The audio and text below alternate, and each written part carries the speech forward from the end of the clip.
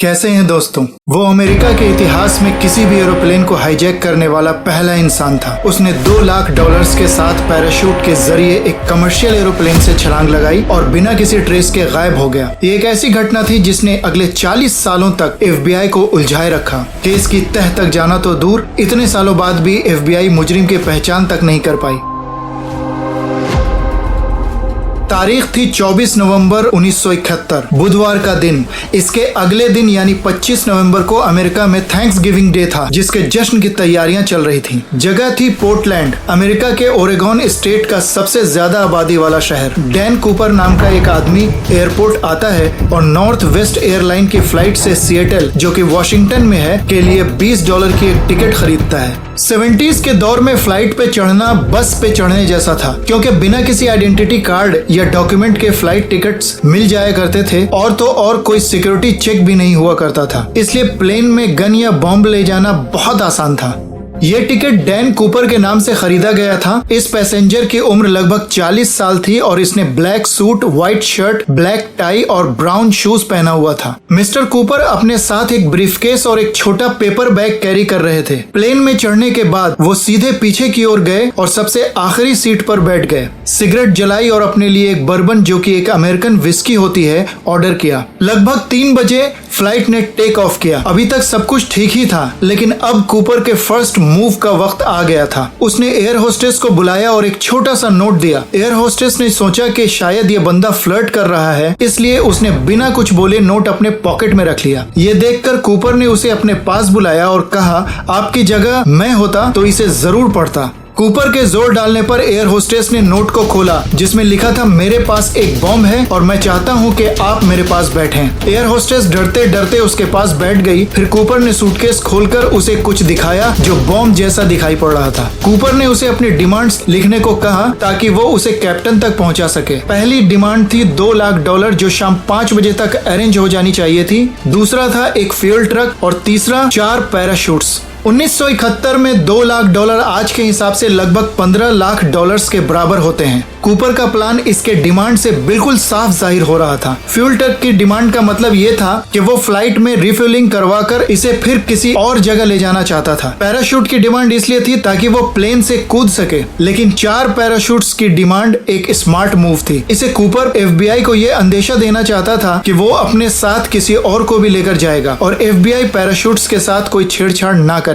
Air hostess ने demand को captain तक पहुंचा दिया, जिसे आगे एयरलाइन कंपनी को भेज दिया गया। एयर होस्टेस वापस कूपर के पास चली गई, जो बिल्कुल बेपरवाह सिगरेट और ड्रिंक पी रहा था, जिससे ये पता चलता है कि वो अपने प्लान को लेकर कितना कॉन्फिडेंट था। उसकी मांगे कैप्टन ने अमेरिकन अथॉरिटीज तक पहुंचा दी थी और कूपर के इंस्ट्रक्शंस के मुताबिक डिमांड जब तक अरेंज नहीं हो जाते प्लेन को लैंड नहीं कराया जाना था। इसलिए डेस्टिनेशन तक पहुंचने के बाद भी पायलट इसे सिएटल एयरपोर्ट के ऊपर ही उड़ाते रहे, ताकि FBI से डिमांड्स के अरेंज हो जाने की कंफर्मेशन मिल सके। अभी तक फ्लाइट पैसेंजर्स को फ्लाइट में हो रही इन घटनाओं का कोई आइडिया नहीं था। देर शाम अरेंजमेंट होने के बाद फ्लाइट को उतरने की इजाजत मिल गई, पर कूपर ने इसे एयरपोर्ट के बिल्कुल अलग थलग वाले हिस्से में उतारने के लिए कहा और ये भी कहा कि लैंडिंग के वक्त फ्लाइट की सारी खिड़कियां बंद रखी जाएं। कूपर बहुत स्मार्ट था। वो एयरपोर्ट पर मौजूद FBI के स्नाइपर्स को कोई मौका नहीं देना चाहता था। फ्लाइट लैंड कर गई। कूपर को रैंसम के पैसे और पैराशूट मिल गए और फ्लाइट को रिफ्यूल भी कर दिया गया। तब उसने सारे पैसेंजर्स को जाने दिया, पर फ्लाइट क्रू को अपने साथ ही रखा।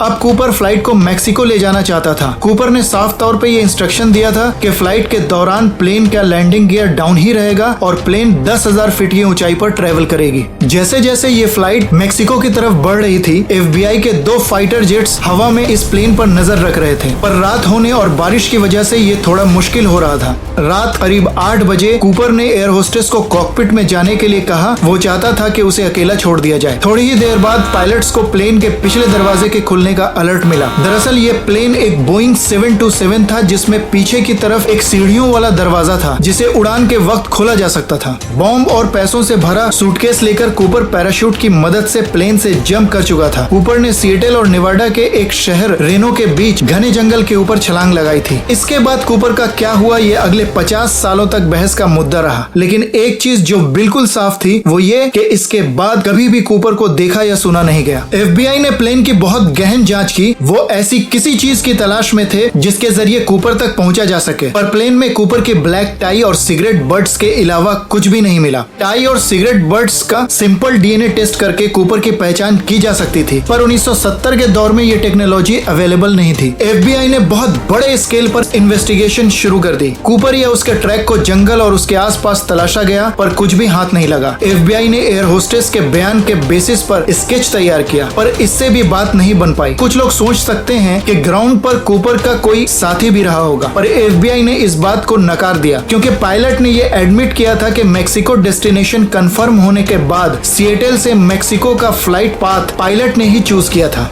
कूपर को $2 लाख रैंसम अमाउंट देने से पहले एफबीआई ने $20 के सारे नोट्स के सीरियल नंबर को रिकॉर्ड कर लिया था, जिसका मतलब ये था कि कूपर अगर कभी भी पैसे को यूज करता तो एफबीआई को इसकी जानकारी मिल जाती। इस घटना के लगभग एक दशक बाद 1980 में टीना बार नाम की एक जगह पर एक बच्चा नदी के किनारे खेल रहा था। बच्चे को रेत के अंदर दबे हुए $20 के 3 बंडल मिले। एफबीआई की जाँच से पता चला कि इन नोट्स के सीरियल नंबर रैंसम वाले नोट से मेल खाते हैं। इस नई खोज ने एफबीआई को और परेशान कर दिया, क्योंकि ये पैसा कूपर की ड्रॉप जोन से बहुत दूर पाया गया था। एफबीआई समझ नहीं पा रही थी कि ये पैसे कूपर ने ही इन्वेस्टिगेशन को भटकाने के लिए वहाँ दबाया है या ये नदी में बहकर यहाँ पहुँचे थे। वैसे भी एफबीआई इन्वेस्टिगेशन को लेकर बहुत पजल्ड थी। इस घटना से लेकर 1980 तक बहुत सारे सबूत और सस्पेक्ट सामने आए थे, पर ज्यादातर इन्वेस्टिगेशन को मिसलीड करने वाले ही थे, जिसकी वजह थी इस मिस्टीरियस कहानी का लोगों में बड़े पैमाने पर फैल जाना। बहुत सारे लोगों ने एफबीआई को डीबी कूपर होने या उसके बारे में जानकारी होने के मैसेजेस भेजे। तहकीकात के पहले 5 सालों में सस्पेक्ट की तादाद 800 तक पहुंच गई, लेकिन वक्त गुजरने के साथ ये तादाद घटकर 24 ही रह गई, पर फिर भी एफबीआई कूपर तक नहीं पहुंच पाई। कूपर पर हाईजैकिंग का इल्जाम लगाया गया था, जो अमेरिकी कानून के तहत 5 साल तक ही वैलिड था। इसी वजह से ये इल्जाम हटा दिया गया और उस पर ब्लैकमेलिंग का इल्जाम लगाया गया। इस जुर्म की कानूनी समय सीमा खत्म नहीं होती थी। इसका मतलब ये था कि कूपर को 50 साल बाद भी गिरफ्तार किया जा सकता था, पर एफबीआई कभी भी उसको पकड़ नहीं पाई और ये मामला एफबीआई का इकलौता अनसुलझा हाईजैकिंग केस बना रहा। जुलाई 2016 में एफबीआई ने ऑफिशियली अनाउंस किया कि वे अब डीबी कूपर केस को जारी नहीं रख पाएंगे। 5:30, the FBI is no longer investigating the enduring mystery of the skyjacker known as DB Cooper. हालांकि इन्वेस्टिगेटर्स की मेन थ्योरी यही रही कि डीबी कूपर प्लेन जंप में जिंदा नहीं बच पाया। एफबीआई के एक हाई रैंकिंग ऑफिसर की थ्योरी के हिसाब से शुरू में एफबीआई ये समझती रही कि कूपर एक पेशेवर पैराट्रूपर था, पर हकीकत में बिल्कुल इसका उल्टा साबित हुआ,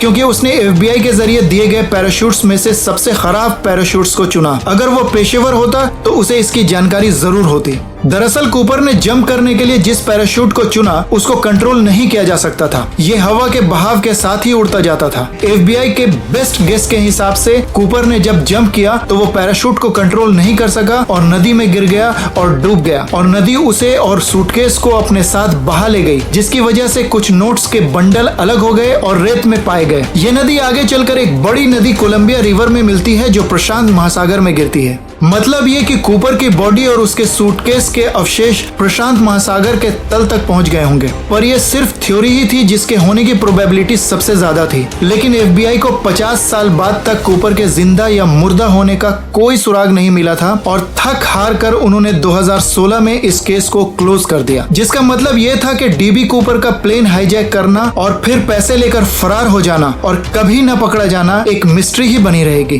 तो दोस्तों, उम्मीद करता हूँ हमेशा की तरह आज की वीडियो भी आपको बहुत पसंद आई होगी। अपनी राय कमेंट करके जरूर बताइए। वीडियो को लाइक और शेयर जरूर करें, और चैनल पर पहली बार आए हैं तो इसे सब्सक्राइब कर लीजिए, ताकि हमारी अमेजिंग स्टोरीज आप तक सबसे पहले पहुंच सके। मिलते हैं एक नई वीडियो में किसी और अमेजिंग टॉपिक के साथ। तब तक के लिए गुड बाय, टेक केयर।